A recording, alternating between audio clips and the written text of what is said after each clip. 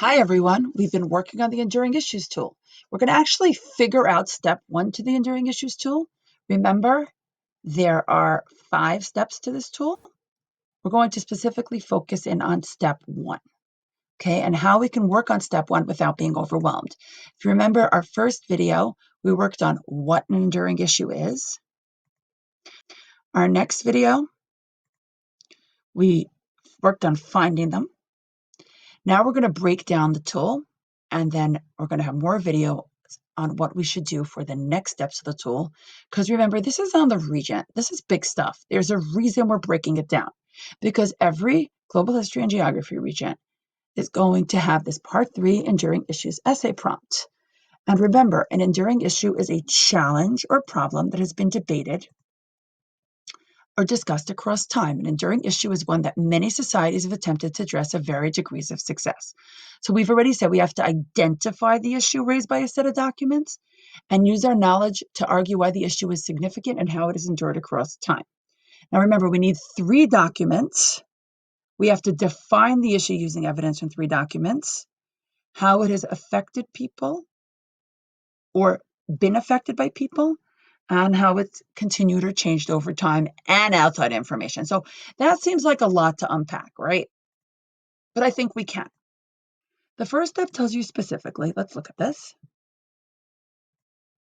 To read and annotate the 5 documents, and for each, they want you to identify the central ideas of the document, minimum 2 potential enduring issues at the margin at the bottom of each document, brainstorm and note any outside information of the document's central idea. Okay? Now, I need to take a step back, because your teacher may give you something like this. And for me, central idea, 2 potential enduring issues, outside information, it's like, let's practice. It's like, what am I doing, right? What am I doing? How do I figure out what I'm supposed to do next? And the answer is, I've made you a chart to help you out. Okay? We're going to look at the title of a source. You're going to look at the dates, the context, which is the 5 W's, who, what, where, when, why, and then the effects and significance.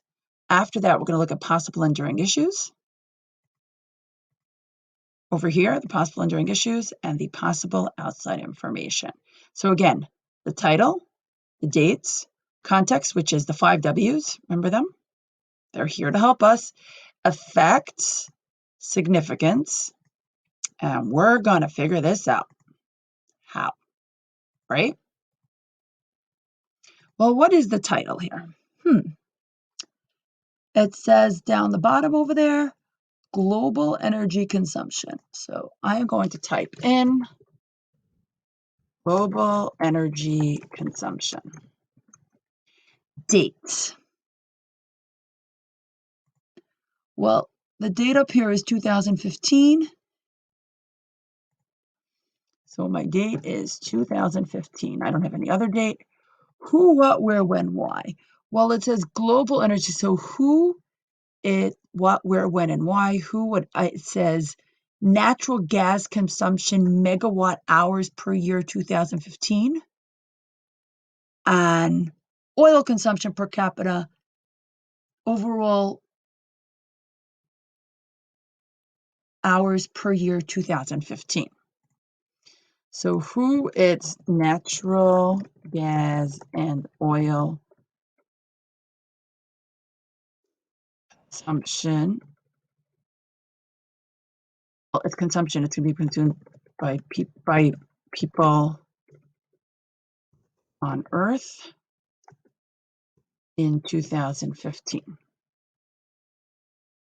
Now, the other thing that we have to just add in here before we forget, it says fossil fuel consumption by fuel source. See? Global fossil fuel consumption by fuel source.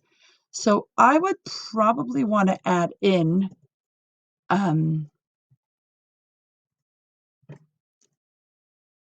fossil fuel use by people on Earth in 2015. Effect and significance. Well, it looks like it's going up. Increasing more use But I'm going to look where. I've noticed that there's more natural gas use in North America and Europe. Same thing with oil. North America, Europe, and Australia. More use in North America.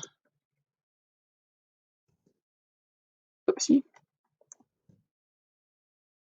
Europe, and Australia. I'd also noticed not as much oil consumption in Russia. Make the font a little smaller so we can fit everything in. Possible enduring issues. Well, be scarcity. There might not be enough here. What other enduring issue can we have here? We have scarcity, and I'm also going to have interconnectedness because it looks like the whole world seems to be using this oil. Possible outside information that I happen to be able to recognize where North America is over here where Europe is, but another piece of outside information I'm going to use right here where my mouse is. Okay, that's the Middle East, and they seem to use a lot of oil. And my response to that is they use a lot of oil because they have a lot of oil. Middle East oil production. There's something called OPEC, the Organization of Petroleum Exporting Countries. OPEC controls oil prices. Organization of Petroleum Exporting Countries. Now, obviously, this is what I thought of as a history. You may think of other things, and the way oil gets used or doesn't get used. But what I'm going to ask you to do now is your turn. You're going to find an enduring issue for two sources, okay? But instead of doing it with just central idea, two potential enduring issues and outside information, you're going to do it the way we just did it with the chart, which actually asks you to do the same thing, okay?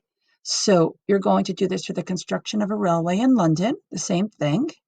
You may want to do Control plus on your screen so this picture gets larger so you can see more of it. You may also want to look at the blurb up here because that's going to give you dates and other information you need to fill out this chart. And then you're going to do the same thing about Turkish modernization. It continues on to the next page. You may want to copy the chart so you have more room. Remember, this is yours to play with because at the end of the day, we're doing step one, which is you're going to look at the central idea of the document. You're going to give two potential enduring issues, and you're going to brainstorm. You got this. It's a lot, but you're already past step one. You know what you're doing. You know how to take it apart.